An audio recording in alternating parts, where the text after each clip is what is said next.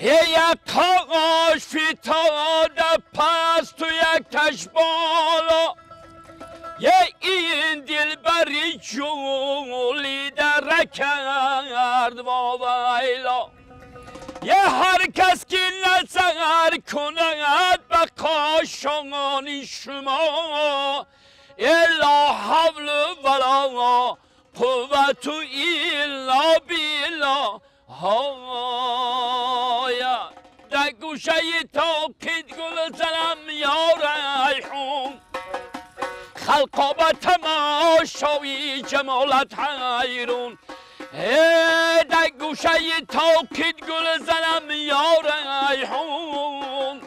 خلقا به تماشای جمالت حیرون قد قدی تگاب می رویم چفدوری رمو چپت است تو از قفا می دویم نالون نالون گهارم جنبونی داده پس شدیم رو تنم گردونین نالون نالون گهارم جنبونی یاره پس شدیم رو تنم گردونی یا بهترین تشکر زیاد. درود دوستان عزیز، روزی خوش و زندگی خوش داشته باشید. برنامه گنجور است و در برنامه امروزه دعوت کردیم هنرمند مردمی تاجیکستان روزیبوی ایدیف رو. خوش آمدید برنامه. خب شما از زمره اون هنرمندانی هستید که همیشه برای حفظ، نگهداری و تبلیغ سرودهای مردمی خاصه ژانر فلک تلاش کردید و بیشتر در رویه روبوی های زرافشانی ترانه میخونید.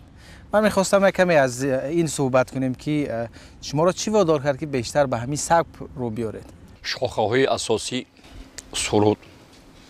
ترانه های مردمی، روبوی خوانی، نقش خوانی، فلک خوانی و یازی کشی و رپوی و دیگر که در این انسامبل فلکی نزد کمیته تلویزیون که هست تأسیس یافتگی است. دست جمعی از تمام مناطق، بله، از جهتی اجرایش، از جهتی اسباب، از جهتی موسیقی، از جهتی رنگ و باره که این همه این نگاه کنید، دختر است، پخت و پز است،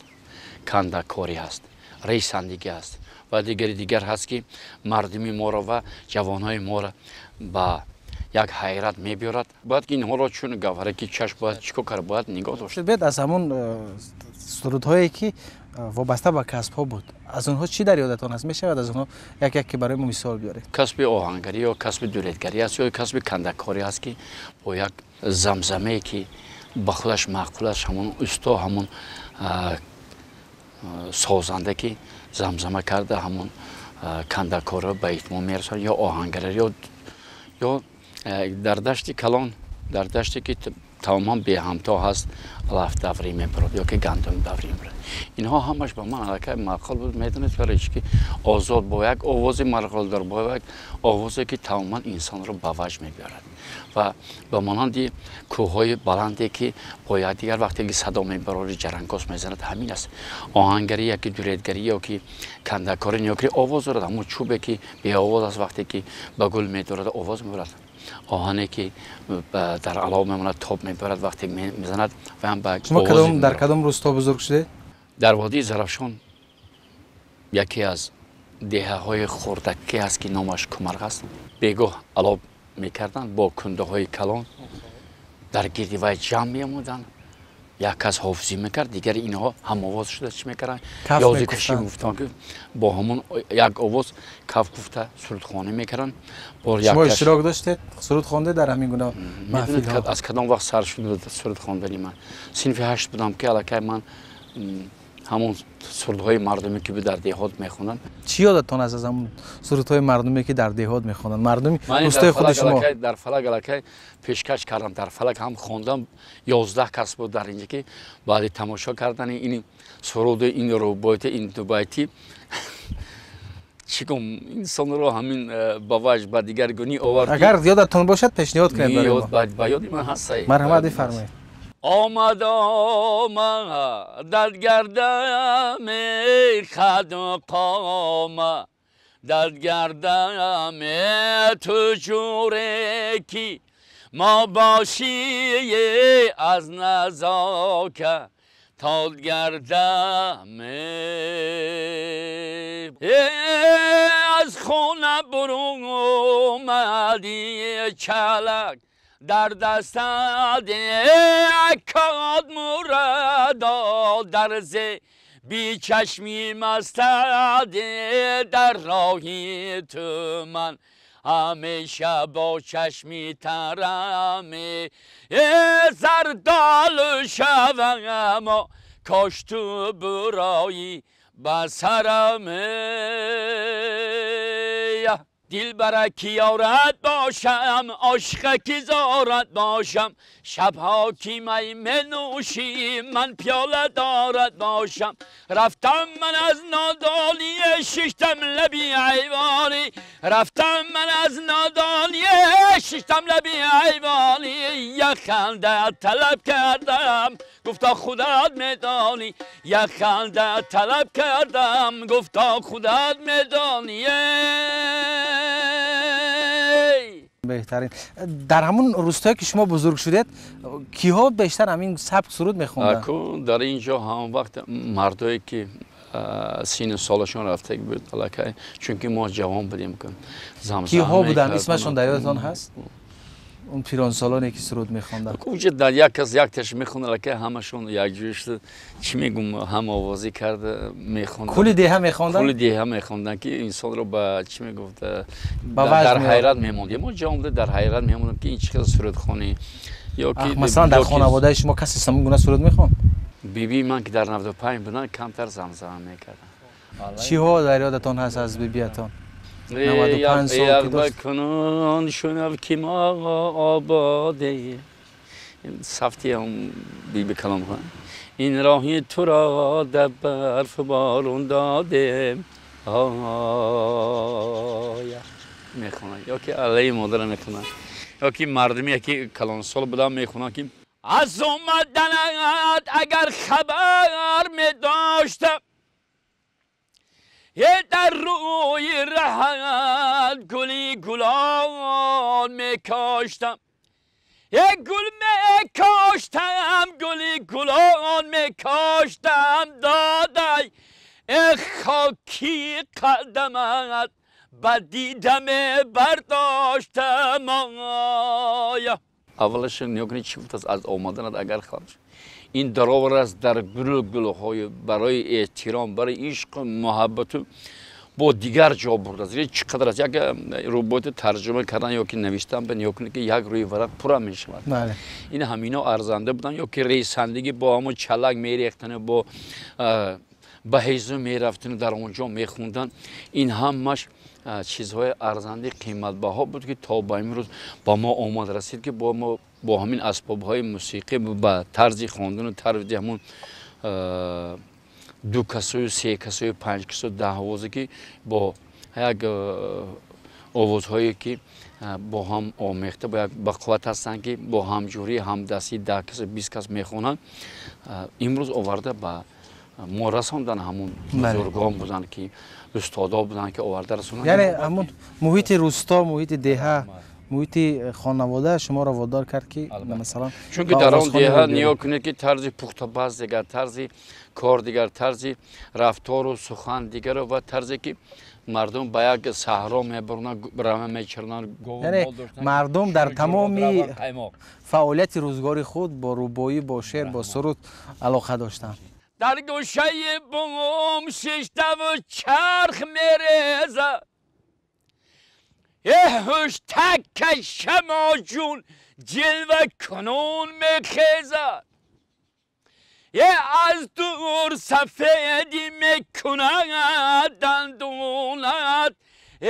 دو زلف سیاه شمال میگردوند هایا این چقدر مهربانه چقدر با دوستان چقدر با مناطق های تاجیکستان مطابق است که هم با زیره دندون دور است هم با زلف سیاه دختر در است که در این گوشه کنار آفتاب رویی تاجیکستانی ما همش هستن. بله. خواه از گوشه زرافشان بود تا بدخشان تا ختلون تا رشتان زمین تا حصار تا دیگر جا. همین روبایه ها را شما از مردم حفظ کردید؟ وقتی که من از مردم آموختم تا به امروز اومدم رفتم رای دور دور هیار یار یار آوردم نی حالی گلی هیاری وفادار این گل کجا مانم هیار یار یار در حوله میرزا گلی هیاری وفادار در حوله میرزا گلی هیاری وفادار. یکیش دیگر تنانست کرد گفت که در نوت‌های پایینی آتیل که ممکن افجی بلند بیاره که اگر دیگر باید کرد زینه به زینه باید فرقیت کند که در هم جوری در هم نوازشی فرقیت انسان رو به وجه می‌بیارد. اصلا کی برای شما ایدئال بود در همین سمت؟ بیشتر شما از کی الهام می‌گیرید؟ کدام هنرمند؟ اصلا به قوی بودن که دستی من راست کردن در خواندنی هم سرود در خواندنی هم روبوت هم دو بایدی که پدری این کس سرودهای مردمی را میخوندن. استادا را من گوش میکردم. کیها را گوش میکردم که از تمام استادا را. همه استادایی که من سراینده اصیل هستن. استادانی که سراینده اصیل هستن. نوازنده هایی که در همون امثال نوازنده های اصیل هستن. همه همین ها رو گوش میکردم. اگر گوش نمیکردم که من در این چند سال که تا به این روز عمر من نمیرسم. از آن خرسندم که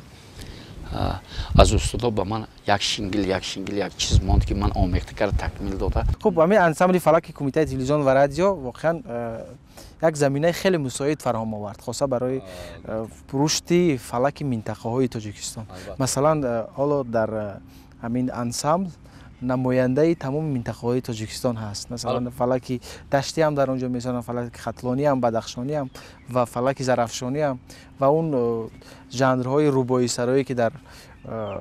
منطقه زرافشان هست. حالا مثلا شما اونجا این رویه رو پیش میبرید. بشاید یک فلک بخونید.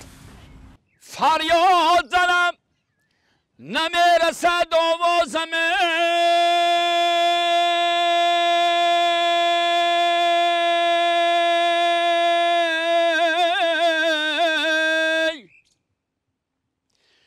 جان در گردنی نازکی تو دست اندازم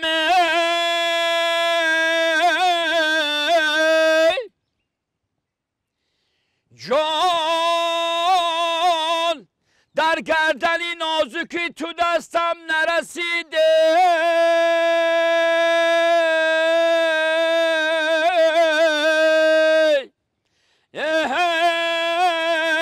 در خانه دشمنان علا بندازم. آفرین آفرین. همین گونه فلک رو در همون دههتون بار خونده در میان همون کوهسارا؟ فقط در دهه ما وقتی که میخوندن من توصیه میدم یک بار بروید در همون کوه ها در میان همون کوه ها یک بار. وای همون کوه ها بود وای همون بلندی ها بود وای همون سبزه ها بود که فلکی بلند بخونی. یه من منتظرم آیار میبراد پشتی مشید در دو عالمی یار بر دلم خون پیشید یه روزهای دراز من منتظر یارم در گردنی من دو کاکلی یار پیشید هوایا. به به به به عالی. میدونید من برای چی گفتم رفته یک بار در کوهستان در میان همون کوهایی که شما به وایه رسیدید فلک بخونید وقتی که فلک میسرد کوه به داد میآیند این صدای برخوردار رو شنیده. هوای تازه آبهای چشمسار وقتی که هم وقت با کف دست میگیریم بله وقتی که با کف دست از همون چشمه آب میگیری و مینوشی چقدر لذت بخش. یا دیگرش چی میکنه فرقت میکنن و آبی که جاری میشد و سوی است سوی میگوید و آبی که نگاه کنی از خود پیریاک یک شطه خورده خنده کرده میبیاد. بله از جای خنده کردنش یک نوشته بینی چکل با پیالو از جایی که روان است ببینی چکله لذتش چیه؟ یکی شما فکر میکنم هموش از همون سنگ فرامانش با آوازی بلند و همون خنده میکند که وای جل میکند لذت و طعمش دیگر واقعا وقتی که در کوهستان قدم میزنید در میان چشمه ها وقتی که آب جاری میشود و صدای پرنده ها از چقدر یک موسیقی عجیب در اونجا همون هلالی که در کوهستان هست هلال میگن و آواز من برای میخونه و بلبلاش کنی یا کپکایی که هستن در تمام مناطق کپک دره که در همون وادی هست از دره ختلانزمی یا از دره بدخشان یا که از رشتانزمی یا که از حصار شما از اینا فرقت میکنن اگر این فرقت نمیکرد همین شمالش و آبش و سبزش و درختش امروز نیا کنید فلک یک آرام بود همین فرقت کرد که در این نزد کمیته تلویزیون و رادیو فلک را تشکیل کردن که از تمام مناطق ها هستن وقتی که از بدخشان میبرد با فلک بدخشان یکرین طرز لباس پوشیدنش و طرز برآمدنش و طرزی که اون نقشکاری اون دوختن و اسباب موسیقی اونها با دیگر است یا از ختلانزمی وقتی که میبرد فلک آزاد میخوند در زیر گوش مانده میخونن هر وقتی که روبای دوبای تی میخونه یا که فلک میخونه و یازی کشی آواز کشی و دیگر هست یا که با طرزی همون ریسندگی با همون طرزی که قرود را چیکار میکند یا دو را چیکار میکند یا که جرغاد را چیکار میکنند یازی کشی گفتین چگونه است امشب روم به قصد گیرم زیبم دی دست یک شب روم به کویت گیرم زیبم دی مویت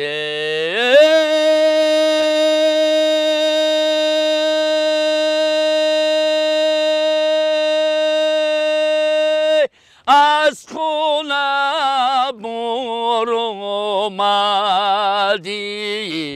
الامینه عالی بهتره یازده کشی آواز کشی میگه یکی دیگه همه خیلی آواز کشیدی اصطلاح میگیره یکی که دوبایتی طرف در مابین آواز چیکار کنند میماند یا وقتی دمره مینافت فلک خانه میکنه دمره فلک کلاک کوه فلکی یا شد یا کی غمش میگم در ما در وادی همین زرافشان در همون مناطق چه طرز آواز کشه وقتی آواز پست اومد اول میره دوبایتیش در ما میماند یا کی روبای در ما میمونه باید دیگه با تنانسی ثبت بلند باید که آواز بلند روشه اینه یازده کشی میگم که در بین همون مردم هست که دست جمعی است یازده کشی یک کمی کوه و دره با لرزش میآورد که در اپرا ها همین است یا که در یک جایی در فلک هم همین است هم در نوروز در صحنه ها میبرند یا که وقتی از طرف بدخشان برد طرز لباسش خاطری ختلانزمی برد دمره دو تا رو طاوله که طرز دیگر از طرف مناطق زرافشان گیم برد تا اونجا خوجند تا 5 کیلو و دیگر مچوید و دیگر از همون بالا طرز رقصش دیگر طرز لباس پوشش دیگر طرزی چالگریشی رسم بافش بود دیگر است که امروز مردم را چیکار می‌کند باوش میبرد در گودکی در دهانی که در میرانان گاواس اوول است هم وقتی که با همین صنفا با کوه میرفتیم چوکری تارونچینی ریوشینی خوریاک میکن در ما خوریاک میکن در اینجا چی میگن ماتور میگن با سیاه علف میگن بله وقتی چیندنی میرفتیم من خیلی با کوه وقتی بهار با نیا کنید خواندنی بلبلا رهورا سرود خونده میرفتم دو بیتی خونده میرفتم هم سبق خواندم روبویا بلد از همون وقت من سرکارم و با دلی من همین سند بود وقتی که در صنف هشتم بوستان بود وقت از دیگر مکتب من بلی بلند گرفتم با این نیا کنید چقدر هم صنفا بردار میکنه چقدر هم صنفا احترام میکنه در همون مکتب بوستان شما را تا کجا برد تو با همین جرا آورد که در بین مردم که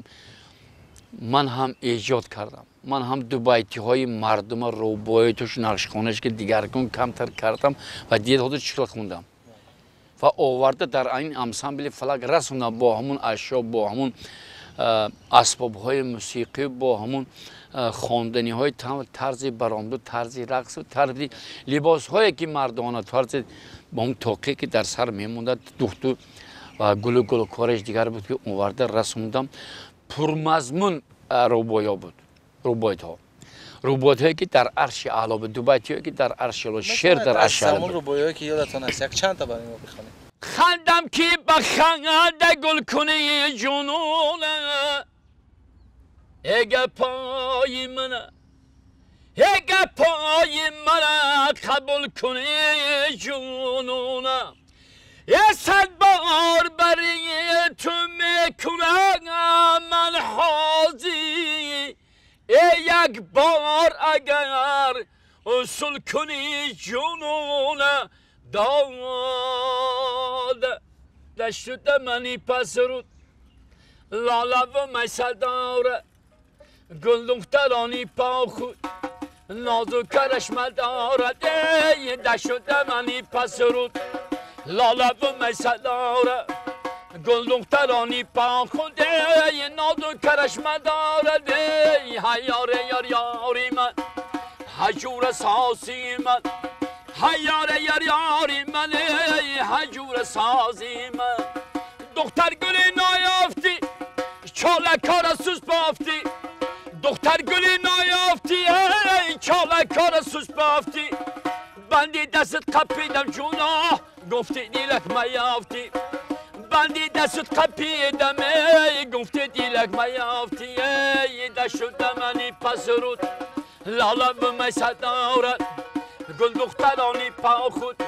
نازو کرشمه دارد هیاره یاری من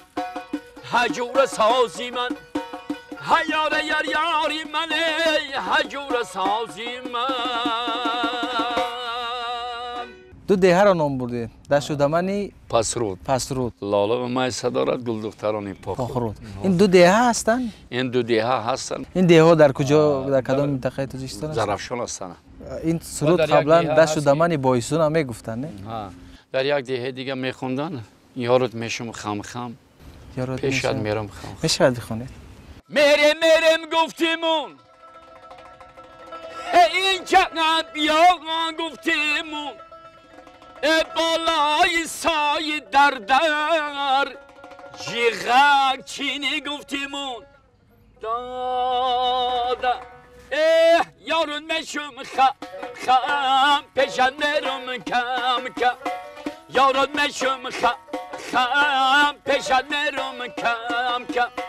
از گوبی بوم نترس لکلی بوم خم از گوبی بوم نترس لکلی بوم خم خشون گلی بابونه خماش قلدمونه خشون گلی بابونه خماش قلدمونه گفتم که پیششون ره بیبیم ابوم میبینم گفتم که پیششون ره بیبیم ابوم میبیند یارون بشم خم پیشن میرم کم یارون بشم خم پیشن میرم کم از گوبی بوم نترس از گوبی بوم نترس دکلی بوم خم دکلی بوم خم دکلی بوم خم دکلی بوم خم دکلی بوم خم یعنی چی است؟ وقتی که یک جا پیش همون معشوقت یا که همون دوست داشتن میری بومی خانه است بوم یعنی بومی خانه است اگه طرزی لحشش دیگه زدنش گوبش این پخته میزنی وقتی که پخته نه ترس که در بالای بوم خودم گفتنی که یا که کی بوم کرده سرخه کی بوم کی بالای بوم بود کی بوم کرده سرخه کی بوم در چیله کتابیستون تنی کرده کی بوم کی بوم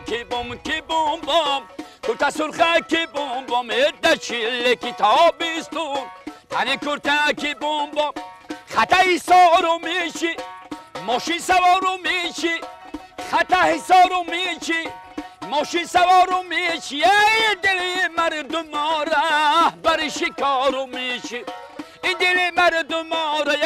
بر شکار و میشه کی بوم کی بوم کی بوم با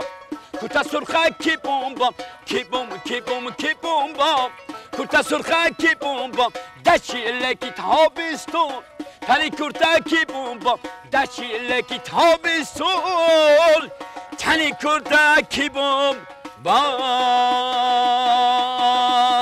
خب تشکر زیاد، خسته نباشید که امروز در برنامه گنجور ما را همراهی کردید و واقعا یک خزینه بی‌بهای سرودهای خلقی هستید، خاصه سرودهایی که در وادی زرافشان است و باشد که همیشه همین گونه باشید و شاگردان زیادی را در این رویت تربیت کنید و برای آیندگان این را انتقال دهید. تشکر زیاد، خسته نباشید. دوستان عزیز، همینجا به انتهای برنامه گنجور هستیم. یادآور میشیم که در برنامه ما حضور داشتند هنرپیشه خلقی تاجیکستان روزیبای ایدیف. تا دیدار دیگر، سربلند باشید. خیر.